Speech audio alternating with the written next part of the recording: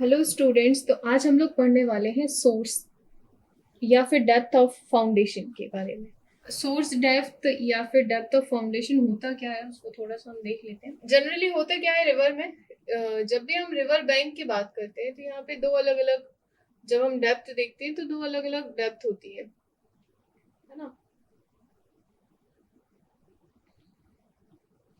ये तो जैसे कि अभी जो भी आपकी ओरिजिनल डेप्थ होगी वो होगी, है ना। ओरिजिनल मतलब कि अभी जो रीसेंट डेप्थ है ना, तो ये वो वाली डेप्थ है जो रिसेंटली अभी है। आप गए, आपने जाकर के वहां पे डेप्थ नापी, तो आपने कहा अच्छा ओके इतना डेप्थ है। अब आपको भी पता है कि रेगुलर फ्लो हो रहा है, तो जब रेगुलर फ्लो होता है तो कई बार क्या होता है कि इसके नीचे की ये जो सॉइल है, अब ये जरूरी, आपने भी देखा होगा कि कई बार हम देखते हैं कि इसके नीचे बहुत सारी जगह सैंड मिलती है, बहुत सारी जगह एल्यूवियल सॉइल मिलती है, बहुत सारी जगह आपको रॉकी स्ट्रेटा मिलता है। अलग अलग जगह का अलग अलग डिपेंड करता है कि कौन सी वाली रॉक से आपका वाटर आ रहा है, रास्ते में आपकी कौन कौन सी सॉइल्स पड़ रही है जिसको वो कैरी ऑन करके लेके आ रही है। तो देखो कई बार क्या होता है, रिवर्स में ऐसा चलता है कि वो कहीं से मटेरियल, मतलब अपने साथ बहुत सारी रेत और बाकी सारी चीजें लेकर के आती हैं और यहाँ पे डिपॉजिट करना शुरू कर देती हैं। और जब फ्लड या कुछ ऐसा कोई कंडीशन आता है जब वेलोसिटी बहुत ज्यादा होती है पानी की, तब क्या होगा, तब ये जो पार्टिकल्स हैं जो अभी सेटल डाउन नहीं हुए, ये वाटर जैसे जैसे आगे जाएगा तो वाटर के साथ ये इरोड होते जाएंगे। तो कई बार ऐसा होता है कि इरोड होते होते होते होते होते होते आफ्टर अ टाइम इसका डेप्थ क्या हो गया, इंक्रीज हो गया। अब आपको यहाँ पे क्या बनाना है, ये ओवरऑल डेप्थ दिखाया मैंने, है ना। अब यहाँ पे आपको बनाना है क्या, ब्रिज। तो यहां से लेकर के यहां तक की जो डेप्थ है इसी को हम कहते हैं सोर्स डेप्थ। और यहीं पे हम डिसाइड करते हैं कि हमारा फाउंडेशन कितना होना चाहिए और कितना नीचे या कितना अंदर तक जाना चाहिए। ठीक है, क्योंकि क्या होगा, जैसे जैसे अगर आपका वेलोसिटी हायर है, higher the velocity higher the erosion, तो यहाँ पे क्या हो जाएगा, मान लीजिए आपने कहा कि ठीक है हम यहाँ पे फाउंडेशन बना देते हैं, ठीक है बना दिया आपने फाउंडेशन। अभी आपका जो यहाँ पे जो आपका सॉइल है, आपने देखा होगा कि जैसे जैसे बीच वाली स्ट्रीम पे जाते जाते हैं वैसे वैसे क्या होता जाता है, इसका जो अमाउंट रहता है डेप्थ का वो इंक्रीज होता जाता है। और जैसे जैसे आप फार द वे जाते जाते हैं वैसे वैसे डेप्थ क्या होता जाता है, कम होता जाता है। तो आपने कहा ठीक है ओके हम यहाँ पे फाउंडेशन बना देते हैं, आपने यहाँ पे फाउंडेशन बना दिया। अब after 30 years when you come, you just find here कि ओ माय गॉड, ये तो फाउंडेशन दिखना स्टार्ट हो गया। तो अब क्या होगा, अब ये होने लगा कि यहाँ पे धीरे धीरे इस 30 ईयर में इस जो रिवर का है, रिवर का जो बैंक है, इसका डेप्थ बढ़ गया। अब अगर डेप्थ बढ़ गया तो क्या होगा, यार सॉइल यहाँ की इरोड हो के मूव करती गई। अब यहाँ पे सॉइल इरोड होकर के अगर चली गई है तो यहाँ पे अब सॉइल नहीं बची। अगर सॉइल नहीं बची तो अगर आपका बेस बेस कैसे मजबूत होगा, जितना अंदर फाउंडेशन होगा, जितना डीप में फाउंडेशन होगा, उतने अच्छे से वो क्या कर पाएगा, खड़ा रह पाएगा। अब मान लीजिए ये फाउंडेशन के ऊपर की सॉइल ही निकल गई, अब ये फाउंडेशन क्या हो गया, लूज हो गया। अब किसी कंडीशन में यहाँ पे फ्लड आ गया, उसी साल क्या हुआ, उसी साल हैवी फ्लड हो गया, हैवी रेनफॉल के कारण हैवी फ्लड हो गया। यहाँ पे आपने फाउंडेशन यहाँ दिया था, ठीक है, तो आपने इस तरीके से दिया था। अब हैवी फ्लड हो गया तो यहाँ पे क्या होगा, हैवी वेलोसिटी से वाटर फ्लो होगा। अब वाटर जब फ्लो होता है, देखो अगर हम एयर की बात करें तो एयर कम डेंसर है, तो अगर आप तेज गाड़ी चलाते हो तब भी आपको हवा लगती है आपके फेस पे। उसी तरीके से जब ये पानी काफी फोर्स में जाता है, बहुत सारे गांवों को उजाड़ देता है, तो अगर उतने ही फोर्स में ये पानी गया तो ये फाउंडेशन अब इतना बेयर नहीं कर पाएगा, क्योंकि ये फाउंडेशन कैसा हो गया, ऊपर आ गया। अब ये ऊपर आ गया तो ये बेयर नहीं कर पाएगा। जैसे ही तेज फोर्स से हैवी वेलोसिटी से वाटर जाएगा तो वाटर के फ्रिक्शन पार्टिकल्स के कारण, फ्रिक्शन वेलोसिटी के कारण, ड्रैग फोर्स के कारण ये जो आपका जितना भी आपका फाउंडेशन है और जितना भी ब्रिज है ये अपने आप को साथ में लेकर के चला जाएगा। तो जनरली इसलिए हम क्या करते हैं, इसका कुछ स्टडी करते हैं। तो जब भी हमें यहाँ पे डेप्थ देनी है तो डेप्थ कौन सी वाली दोगे आप, हमेशा डेप्थ ये वाली डेप्थ दोगे, ये वाली हम D1 डेप्थ देंगे कि इन फ्यूचर अगर इरोजन होता भी है तो भी हमारा फाउंडेशन क्या रहे, कुछ डेप्थ नीचे ही रहे हमारे सॉइल के। जनरली अगर यहाँ पे एल्यूवियल सॉइल है तो आपको हमेशा ही यहाँ पे डेप्थ का इंक्रीमेंट करना पड़ेगा। अभी हम देखेंगे डेप्थ को कौन से फॉर्मूले से फाइंड आउट करते हैं। पहले इसके हम थोड़ा सा कौन कौन सी चीज इसको मैटर करती है या फैक्टर इफेक्टिंग कौन कौन सी चीजें हैं सोर्स ऑफ डेप्थ की, वो देख लेते हैं। सबसे पहले तो इसका वेलोसिटी क्या होगा, कौन सा velocity, max velocity. Max velocity कितना जाएगा आपके वाटर का, जब आप अगर फ्लड भी आ गया या कोई भी कंडीशन है तो मैक्सिमम वेलोसिटी कहाँ तक जाता है। तो हम ये देख लेंगे मैक्सिमम वेलोसिटी कहाँ जा रहा है। अब देखो मैक्सिमम वेलोसिटी अकेला देखना जरूरी नहीं है, इसके साथ साथ आपको इसका डायरेक्शन भी देखना होगा कि ये जो फ्लो, अगर हम यहाँ पे फ्लडिंग आती है तो फ्लडिंग में कौन से डायरेक्शन में आपका वाटर बह रहा है ना, उसका डायरेक्शन क्या होगा। कई बार ऐसा होता है कि आपका फ्लो कभी ऐसा सीधे नहीं जाता है, हो सकता है कि वहां पे वैली कंडीशन कुछ अलग हो गई टाइम के साथ, तो वो कुछ इस तरीके से फ्लो हो रहा है कि यहाँ पे मैक्स पार्ट में आपका वाटर का फोर्सेस यहाँ पे ज्यादा लग रहे हैं, बाकी पार्ट में कम लग रहे हैं। कई बार ऐसा होता है वाटर का फ्लो। तो हमें डायरेक्शन भी देखना है कि डायरेक्शन कैसा है, कुछ एंगल से हो रहा है या स्ट्रेट हो रहा है। इसके साथ साथ हमें देखना होता है कि आपका शेप और साइज क्या है बेड मटेरियल का। बेड मटेरियल दैट मीन्स ये जो आपका मैं दिखा रही हूँ यही आपका बेड मटेरियल है ना। तो ये बेड मटेरियल का शेप और साइज क्या है ना।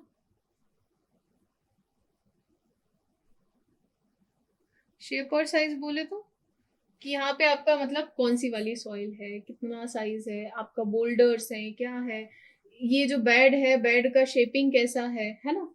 तो इसके अंदर जो बेड है उसका मटेरियल कैसा है, क्या वो इजीली फ्लो डाउन होने वाला है ना।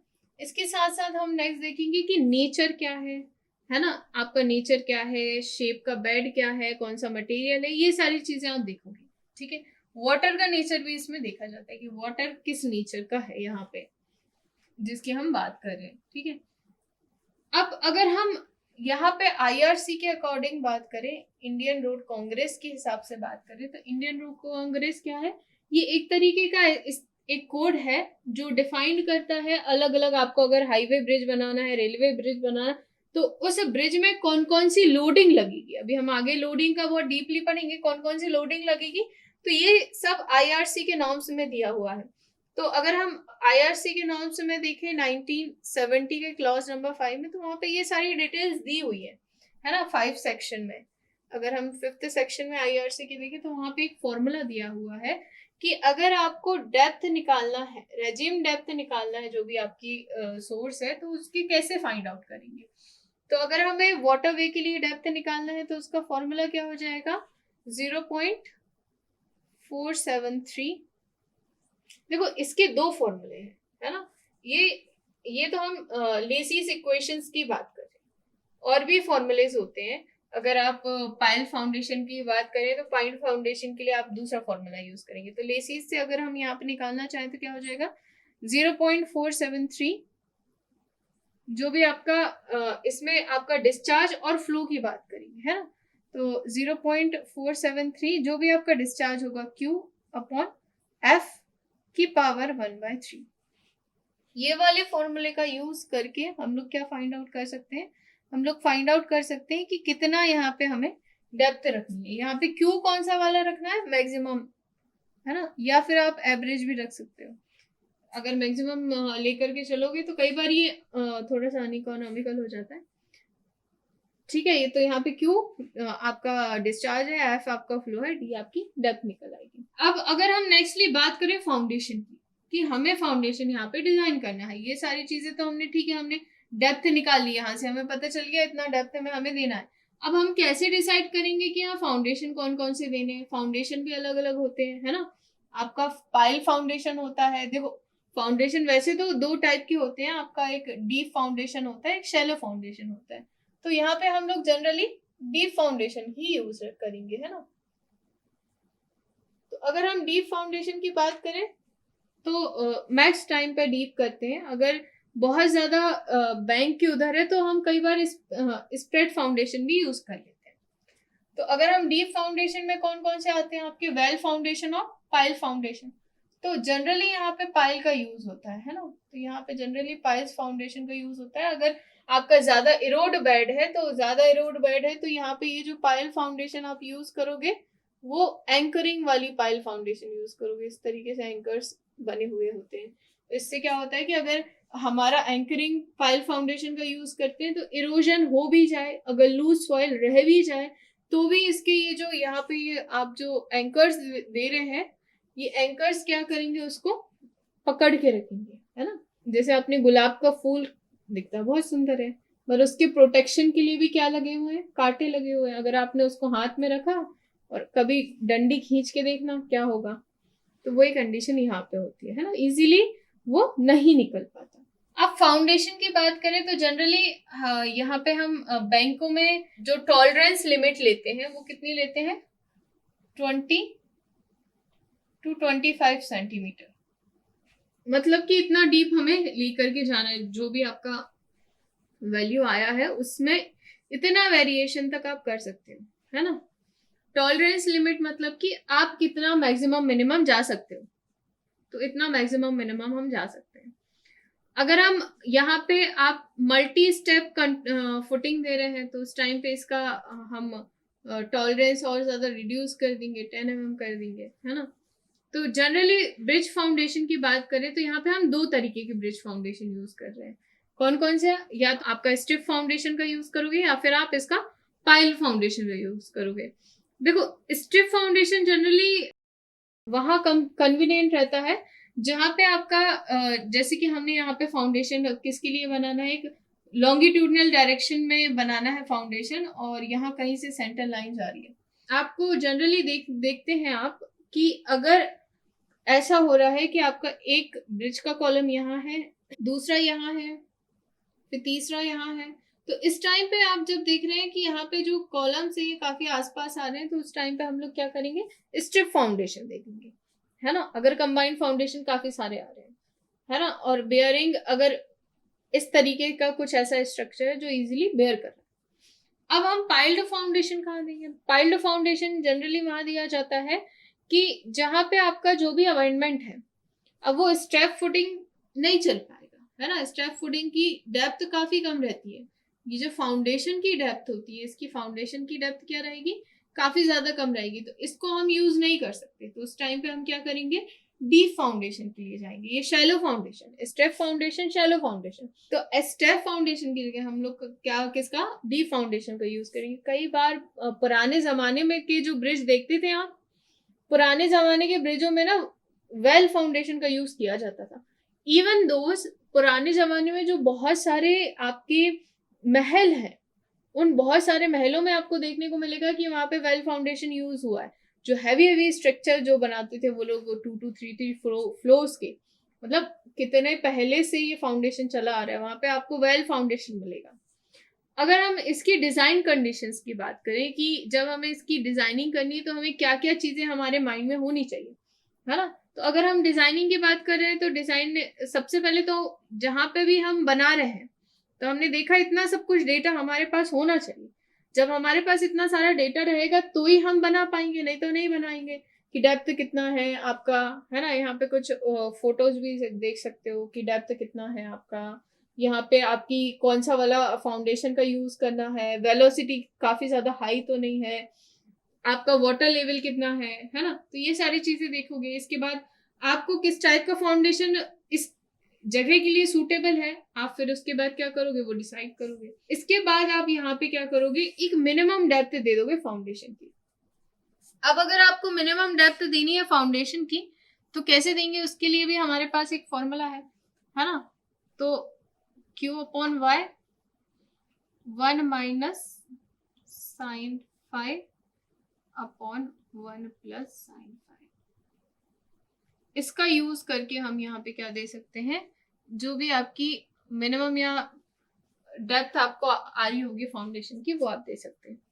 यहाँ पे D क्या है, minimum depth of foundation, it should be calculated in metre. अगर हम Y की बात करें तो Y क्या है आपका, जो भी आपका यहाँ पे यूनिट वेट जो भी होगा सॉइल का। सॉइल का यूनिट वेट कैसे निकालेंगे, यहाँ पे जो भी सॉइल होगा सॉइल की टेस्टिंग कर लेंगे। सॉइल की टेस्टिंग करने के बाद हमें पता चल जाएगा कि ये कितने किलो न्यूटन का वेट आ रहा है पर मीटर क्यूब में, क्यों, इसका क्या जरूरत है? देखो, जब फाउंडेशन आप बना रहे हो तो फाउंडेशन किसके लिए बना रहे हो कि ऊपर का जितना भी लोड आएगा, ये ऊपर में आने वाला लोड सब कहाँ ट्रांसफर हो जाएगा, नीचे हमारी सॉइल में ट्रांसफर हो जाएगा। तो जब नीचे सॉइल में ट्रांसफर हो जाएगा तो फाउंडेशन इतना लोड बियर तो कर सके, तो ऊपर से आने वाला लोड तो आपने कैलकुलेट कर लिया, बट यहाँ पे मौजूद जो भी आपकी सॉइल रहेगी इसका भी कुछ ना कुछ वेट आएगा, है ना। तो उस वेट को भी हम लोग क्या करेंगे, यहाँ पे कैलकुलेट करेंगे, और उसी को हम कहते हैं यूनिट डेंसिटी ऑफ सॉइल, मतलब कितना डेंसर है आपका सॉइल। इसके बाद हम यहाँ पे फाई एंगल निकाल लेंगे। ये फाई एंगल क्या होता है, ये एंगल ऑफ रिपोज है ना। जब सॉइल की टेस्टिंग करते हैं, जब फाउंडेशन निकालते हैं, तो वहां पे ये सारी चीजें हमें कैलकुलेट करनी पड़ती है।